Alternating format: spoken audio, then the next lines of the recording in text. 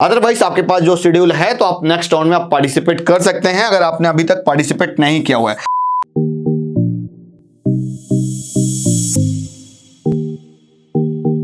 Hello everyone, तो यार आज की इस वीडियो में हम लोग बात करने वाले हैं यूपीएसडब्ल्यू के काउंसलिंग प्रोसेस के बारे में। क्या स्टेज है अभी, करंटली क्या सिनेरियो चल रहा है, क्या सिचुएशन है अभी, आप लोगों के साथ में क्या हैपन हो रहा होगा, उससे रिलेटेड बात करेंगे। बहुत सारे डाउट्स, बहुत सारे कंफ्यूजन्स आ रहे होंगे, तो देन चलिए शुरू करते हैं। देन देखते हैं क्या क्या डाउट्स कंफ्यूजन मैंने काफी सारे नोट कर रखे हैं।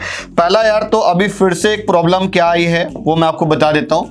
कल राउंड 2 का कट ऑफ आया था, वेबसाइट पे दिखा रहा था, फिर से कुछ एरर है, लेकिन इस पे मैं श्योरिटी के साथ नहीं कह सकता हूं। अब इस पे कोई मैं कमिटमेंट नहीं करूंगा। अगर सच अभी हम और आज इंतजार करते हैं, अगर कल तक एग्जैक्टली इन्होंने कट ऑफ आउट नहीं की तो कहीं ना कुछ एरर आपको पता चल जाएगा। अगर आपको कुछ भी कंफ्यूजन हो रहा है कट ऑफ से रिलेटेड, तो अगर आपको कुछ लग रहा है कि सर नहीं सच में ऐसा है, तो आप मुझे जरूर कमेंट करके बताइएगा। तो पहला ये मैं बोलूंगा यार कि ये कट ऑफ का चक्कर तो एक इसमें तो है ही, साथ साथ जोसा का भी अभी तक राउंड 1 की कट ऑफ यार वेबसाइट पर नहीं आई है, क्योंकि काफी दिन से वेट कर रहा हूं। रिजल्ट तो यार 26 को ही आ गया था जोसा का।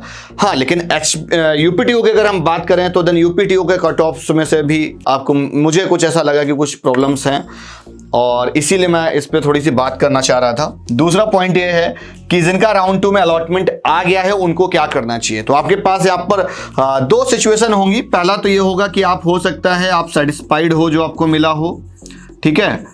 दूसरा ये होगा कि आप सेटिस्फाइड हो सकता है ना हो, आपको जो मिला है वो हो सकता है आप ना लेना चाह रहे हो। तो मैं ये बोलूंगा कि आपको जो मिला है तो एक बार प्रोफाइल एनालिसिस थोड़ा सा करना बहुत जरूरी है कि आपको आगे क्या मिल सकता है। क्या कुछ ऐसी चॉइस प्लिंग रखी जाए कि आगे चेंज हो जाए। और मुझे लगता है कि जितने भी कैंडिडेट्स मेरे यहाँ से काउंसलिंग करा रहे हैं ऑलमोस्ट सारे सेटिस्फाइड होंगे, और जो भी सेटिस्फाइड और इस वीडियो को देख रहे हैं तो एक बार जरूर कमेंट करके बताइएगा कि सर जो आपने हमारे यहाँ से जिसने भी हेल्प या सपोर्ट लिया हुआ है मेरी काउंसलिंग में और आप नॉर्मली करते हो उसमें क्या डिफरेंस रहता है, तो उससे रिलेटेड मैं यहाँ पर थोड़ी सी बात करूंगा। जैसे जो सेटिस्फाइड है वो तो अपना भाई फ्लोट कर देगा या फ्रीज कर देगा, वो अपना रिपोर्ट कर जाएगा। अब मैं बात करूंगा उनके जो सेटिस्फाइड नहीं है, उनके पास तो ऑप्शन, अगर वो नो करेगा, फीस नहीं जमा करेगा 20,000 का, तो विड्रॉ कर जाएगा, है ना। और अगर वो फीस जमा कर देता है तो उसका 20,000 रुपये फंस जाता है। तो आपको क्या करना है ना, थोड़ा सा अपना एनालिसिस करवाना इंपॉर्टेंट है। आपकी रैंक क्या है, आपकी कैटेगरी क्या है, आप यूपी से हो या अदर स्टेट से हो, आप कौन सा कॉलेज टारगेट कर रहे हैं, आप मुझे कमेंट करके बताइए और उस पर हम जरूर रिस्पॉन्ड करने की कोशिश करेंगे। अदरवाइज जब भी लाइव आऊंगा तो पूरा स्क्रीन शेयरिंग करके हर एक कमेंट का मैं रिप्लाई करने की कोशिश करूंगा। और अगर आप पहली बार आए हो चैनल पर तो जरूर सब्सक्राइब करिएगा। और यूपीएसडब्ल्यू की काउंसलिंग से रिलेटेड हम आपको सारे अपडेट्स देते रहते हैं टाइम टू टाइम। यहां पर जो फोर्थ पॉइंट है, क्या सर कोई शेड्यूल में भी चेंजेस आएंगे, तो मैं बोलूंगा आज सच अभी तक तो कोई चेंजेस देखने को नहीं मिले हुए हैं। और देन जैसे कि रिजल्ट लेट था या कुछ और एक्सटेंशन आता है, क्योंकि होता क्या है कि जब तक आप फ्रीज फ्लोट नहीं कर रहे हो तो उधर भी कुछ ना कुछ स्टेटस दिख रहा होता है। मतलब एज एन जो एनआईसी की कमेटी है, जो कंडक्टिंग बॉडी है, मैं उसकी बात कर रहा हूं, तो देन वो भी चेक करते हैं कितने बच्चों ने नहीं चेक किया हुआ है। तो देन हो सकता है मे बी पॉसिबिलिटी, पहला तो आपका जो पेंडिंग है राउंड 2 की कट ऑफ ये आ जाएगी बहुत ही जल्द। दूसरा ये कि अब जो शेड्यूल की हम बात कर रहे हैं, मे बी अगर कुछ डिले वगैरह होती है या आपको और एक्सटेंशन देते हैं तो मे बी पॉसिबिलिटी की कुछ अपडेट करें। अदरवाइज आपके पास जो शेड्यूल है तो आप नेक्स्ट राउंड में आप पार्टिसिपेट कर सकते हैं अगर आपने अभी तक पार्टिसिपेट नहीं किया हुआ है। जो थर्ड पॉइंट है वो लिखा हुआ है not registered candidate can participate और नॉट। तो जिसने अभी तक पार्टिसिपेट नहीं किया हुआ है तो वो पार्टिसिपेट कर सकता है। न्यू रजिस्ट्रेशन ओपन होंगे, न्यू चॉइस प्लिंग होगी, 1000 रुपीज आपको फॉर्म फीस पे करनी होगी। आप इजिली अपनी रैंक के भी यहाँ पर पार्टिसिपेट कर सकते हो। आप इंडिया से कहीं पर भी बिलोंग करते हो, आपके लिए गोल्डन अपॉर्चुनिटी, एक अच्छा चांस है। आप गवर्नमेंट कॉलेज में भी एडमिशन पा सकते हो, प्राइवेट कॉलेज में भी आप एडमिशन पा सकते हैं। उसके बाद में आपके यार जो भी क्वेरीज हैं तो मेरे को आप जरूर कमेंट करिएगा, तो उस पर हम रिस्पॉन्स करेंगे। जैसे कि मैंने बताया कि लाइव सेशन में भी हम लोग डिस्कस करेंगे। कुछ पॉइंट्स और हैं कि यार अपडेटेड चॉइस प्लिंग, जो भी चॉइस प्लिंग है आप उसको अपडेट कर सकते हैं, चेंज कर सकते हैं।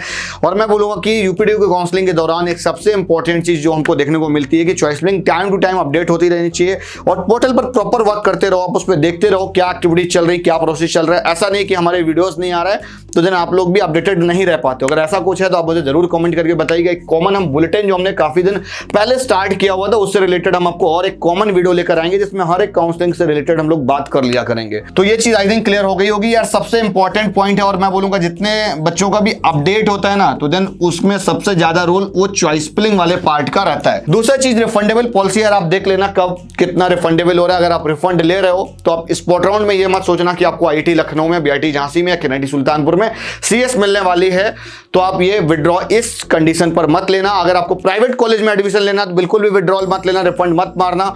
रीजन ऑफ दैट कि अगर आप एक बार विड्रॉ कर गए अब अगर सेकंड राउंड के बाद में भी तो मे भी मतलब बहुत कम पॉसिबिलिटी है कि आप आगे पार्टिसिपेट कर पाए, बिकॉज आपने रिफंड ले लिया तो कुछ ना कुछ पैसा आपका कट जाएगा। ठीक है, अब कुछ कैंडिडेट और होंगे जो विड्रॉल कैंडिडेट हैं जिन्होंने आगे फीस वगैरह नहीं पे की थी या जो भी आया था उन्होंने अलॉटमेंट नहीं चेक करी, वो मिसिंग रह गया, वो भूल गए किसी भी कारण, तो उनके साथ क्या होना चाहिए, उनके लिए क्या ऑप्शंस है। तो उनके लिए अभी भी ऑप्शंस बन सकते हैं। हम एक ऑफिशियल तौर पे तो नहीं कह सकते लेकिन अनऑफिशियली मैं आपको बोलूंगा कि अभी भी आप होप रखो आप अपने अंदर। नेक्स्ट राउंड में आप कमिंग राउंड में आप पार्टिसिपेट कर सकते हो। अपनी एक बेस्ट चॉइस फिलिंग करिए। अगर आपको बेस्ट चॉइस फिलिंग करनी नहीं आती तो आप मेरे से भी लाइव सिस्टम पर भी चॉइस फिलिंग करा सकते हैं।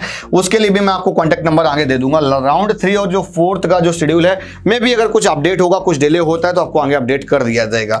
उसके बाद एट द एंड यार जो आपकी रिपोर्टिंग है, फिजिकल रिपोर्टिंग है, आप अपने ओरिजिनल डॉक्यूमेंट्स के साथ और फीस के साथ अपने जो अलॉटेड कॉलेज है उस पर आप रिपोर्ट करिए। अगर आप रिपोर्ट नहीं करना चाह रहे, अगर आपके पास अभी कंप्लीट फीस नहीं है तो मैं बोलूंगा कि आप फ्लोट कर दो, 20,000 पे कर दो, देन अपलोड कर दो। नेक्स्ट राउंड के लिए आप अपडेट कर दो। कोई भी ऐसी चॉइस मत रखो जो आपको नहीं चाहिए। अब मैं बात करूंगा उन कैंडिडेट्स की यार जो सेटिस्फाइड नहीं है, नॉट सेटिस्फाइड, उन्होंने 20,000 जमा भी कर रखा है यूपीएस डबल में, उनको यार बहुत ज्यादा हेल्प की नीड होगी। ऑलमोस्ट मेरे यहां से जितने भी कैंडिडेट थे मेरे को लग रहा है सबकी अलॉटमेंट आ गई होगी और जो भी अभी अपडेट प्रोसेस में होंगे, हो सकता है मे भी पॉसिबिलिटी 1 या 2 कैंडिडेट से ज्यादा अपडेट पे नहीं है आउट ऑफ 100। अगर मैं रेशियो के टर्म्स में बात करूं 1-2% कैंडिडेट्स का ऐसा होता है कि रैंक ज्यादा होती है, काफी सारे फैक्टर मैटर करते हैं, तो उनका अपडेट हो जाएगा टाइम के अकॉर्डिंग, डोंट वरी। अभी हम बात करेंगे यार कि काउंसलिंग सपोर्ट में हम लोग क्या प्रोवाइड कर रहे हैं। तो नॉर्मली जो अभी आपको 1100 वाला जो क्लोज कर दिया गया था वो फिर से ओपन कर दिया गया है। तो आपको कुछ भी क्वेरीज हैं, किस तरह जो चॉइस पैटर्न रखना चाह रहे हो, तो देन आप उसमें डिस्कशन कर सकते हो हमारी टीम से, हमारे काउंसलर से। और ये कॉन्टैक्ट नंबर है तो आप इस पे कॉल कर सकते हैं, व्हाट्सएप कर सकते हैं। मैंने नंबर और लिंक प्रॉपर डिस्क्रिप्शन पर दे रखा है। राउंड 3rd और 4th तक के लिए आपको इसमें गाइडेंस मिल जाएगा।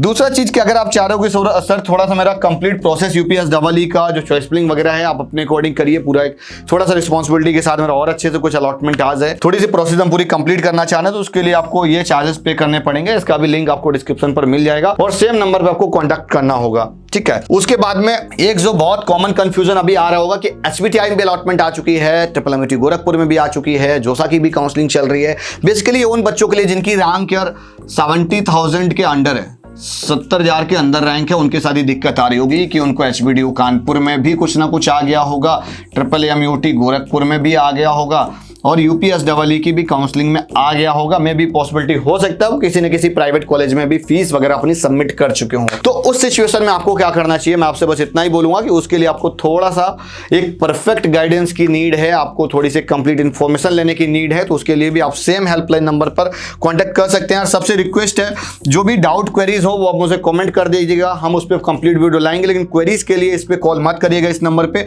इस पर सिर्फ जो लोग भी इंटरेस्टेड हैं गाइडेंस फॉर्म के लिए वही कॉल करें। रेस्ट ऑफ इट हम यार कोशिश करेंगे कि आज इवनिंग में लाइव आए और देन जो भी आपकी डाउट्स क्वेरीज हो उसको सॉल्व करेंगे। मिलता हूं नेक्स्ट वीडियो में, तब तक के लिए बाय बाय।